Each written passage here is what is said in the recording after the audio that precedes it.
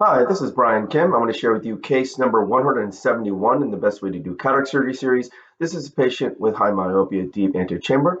And you're going to see how I'm able to systematically disassemble this lens using double chop, cross chop mechanical fracturing. And then I'm going to position this Panoptix toric lens at the 093 axis. You're going to see how I'm going to do this. And then finally, you're going to see moments of reverse pupillary block. And at the very end of the case, when you're hydrating your incisions, it's important to release that reverse pupillary block, and I'll show you how I do that. So in this case, the early parts of the video got cut off, and so the incisions have been made, the eye's filled with viscoelastic. And now we're starting with the capsular rexis. So we puncture the center, I'm pulling down, and these are the Haldane-Perkar forceps. You can see even at the subincisional area, great view, minimal corneal stria. It has a really nice low profile, makes it really easy to do the rexis, minimal OVD egress as well. And because it has such a thin profile, also it doesn't get overlocked within the incision. So again, I'm following the corneal mark that I made previously to help me get a well-centered incised rexis. You can see again, well controlled. These forceps have a rounded handles. You can rotate the teeth within your fingers very easily here. Burp some viscoelastic out. And this is the capsular fornix hydrodissection technique. I place a cannula underneath the rexis edge contra-incisionally, get a nice wave, decompress on the left side gently. Sweeping underneath the anterior capsule and pushing BSS as well. And then switching to the right side, sweeping underneath the rexis edge with BSS as well. And then when that gets loosened up, the lens begins to spin. So again, you can sense it's really a big eye, deep anterior chamber. Again, you see my really nice toric marks that I made, and you can see an older video where I show you how I actually make my marks and get a really nice, thin and sharp mark on the cornea. Lifting the incision with the chopper, going in with irrigation off to minimize decimase trauma. You can see there's some reverse pupillary block here. I place the chopper under the rexis edge contra-incisionally, tilting the phacotyp vertically subincisionally, fracturing the lens in half. That's double chop. I place the chopper around the right heminucleus, hooking the peripheral lens, pulling it centrally toward the phacotyp. It fractures the lens in half, lifting that first quadrant up, and then emulsifying the lens piece because it's a soft lens, using the chopper to hook the second quadrant up and emulsifying it. So again, I'm going to remove the surface epinuclear material. This is in slow motion. I pronate my hand, sliding underneath the rexis edge with the leading edge of the tip, rotating the chopper vertically and then the phacotyp vertically. You can see with the chopper, look how much I'm tilting it. It's almost sideways. You see that? And that's why this is such a safe procedure. Again, the point is to hook the peripheral lens. So do the same maneuver, again, getting the chopper under the rexis edge on the right side. And now this is more vertical, but remember, it's because I have the phacotyp deep. And so I have more confidence that I'll be able to fracture the lens through and through. But when you're doing double chop, especially with these soft lenses, when I'm chopping, you can see the chopper is not actually straight up and down. The chopper tip is actually pointed towards me a little bit. And so that's another tip. And it makes you feel a bit more safe if you're really uncomfortable having that chopper so deep. By tilting it towards you, it's not as deep in the bag. So again, I use that chopper to hook the second quadrant up, lifting it up out of the bag, and then emulsifying the lens.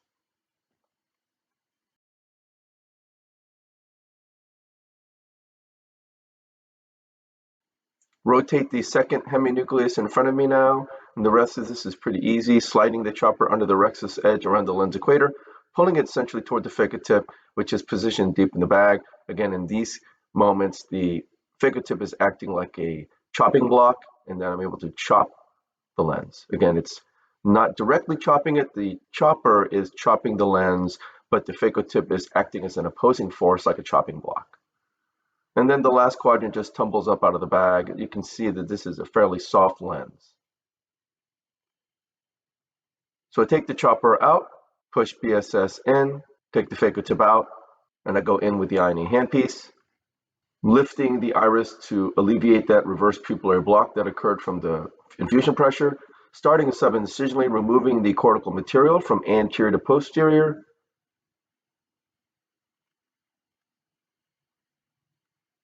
You can see it's coming off nice and clean here. When you go from anterior posterior, it tends to be a clean removal. Removing some cortical remnants off the posterior capsule, switching to polish mode, polishing underneath the rexis edge as well.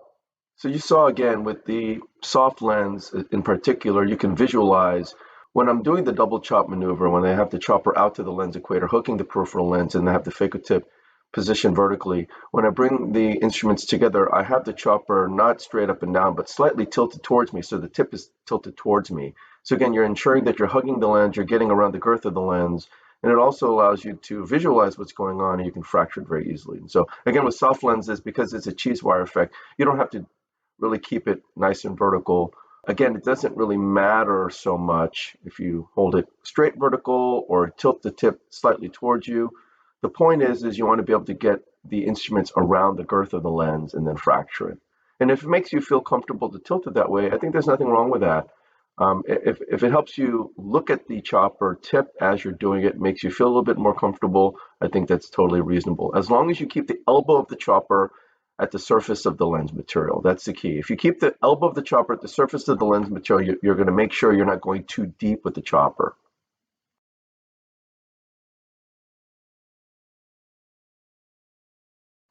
So I pulsed the sub-incisional capsule fornix with some BSS, and nothing was there. It was nice and clean. Now I'm pushing cohesive viscoelastic within the bag. I turn off irrigation when I do that. I keep the INA tip in the eye. Once the chamber is nice and full, then I take the INA handpiece out. So that's the way I do it now. Again, turn off infusion, keep the INA tip in, push the cohesive to fill the bag, and then take the INA tip out. So I'm polishing underneath the rexis edge, first on the left side and then the right side. You can see this is a really big pupil, and I'm able to polish really confidently and easily without touching the iris here.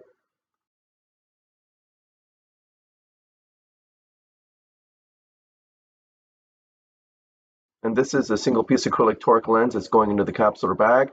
Again, my axis is 093. So axis 093, and that means I'm gonna have to tilt and rotate this lens 90 degrees, which works fine because that's what I do anyway. So I go in with the INA tip in, activate irrigation. I lift the iris to prevent reverse pupillary block.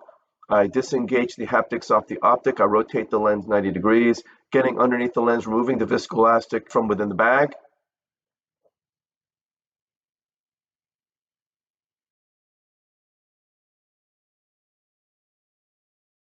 Using the tip of the INA to position the lens. I'm nudging the IOL with the INA tip to get it into position. And you can do this very easily and confidently. Why? Because you have infusion on. As long as you have infusion on, you can rotate the lens any which way. That means the capsular bag is expanded and it's not holding the lens. Remember, you can't really position the lens unless you have two things, that you have viscoelastic or you inflate the eye with infusion. But if you have viscoelastic, when you move the viscoelastic at the end, when you remove it, the lens could move again. So it really doesn't make sense to try to position the lens with viscoelastic. You can get it in the general position, but you have to remove the viscoelastic and then reposition. That's really the key. And so again, remove all the viscoelastic and then reposition the lens into where you want it to be, and then push BSS through a paracentesis incision and withdraw your INA handpiece, and that kind of locks the lens position in place. And then you quickly hydrate your incisions to minimize the chamber collapse.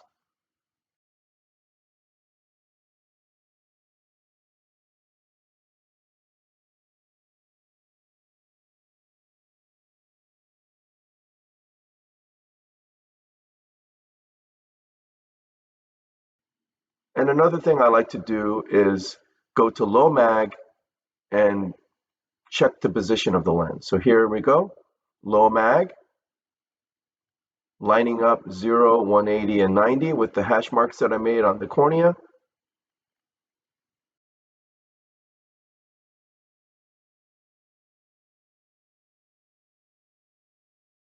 And all I'm doing here is just kind of nudging the lens so that the optic is centered over the macula. I'm asking the patient to look at the eye.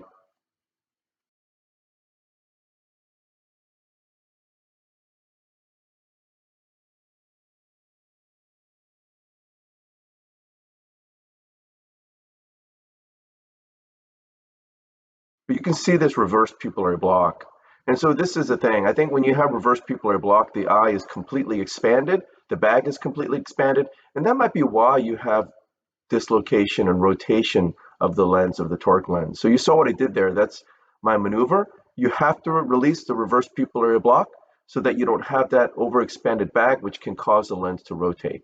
By releasing the reverse pupillary block with the cannula, now you're in good place.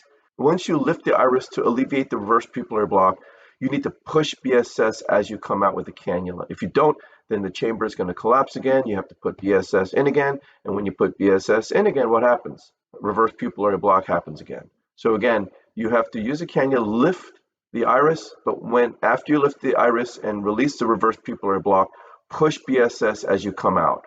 And that helps keep the chamber, but also it stops reverse pupillary block, and this assures you that you'll have a more stable toric IOL position, again, in this very big eye that has a tendency for reverse pupillary block. So I hope this was helpful to you, and I thank you for your attention.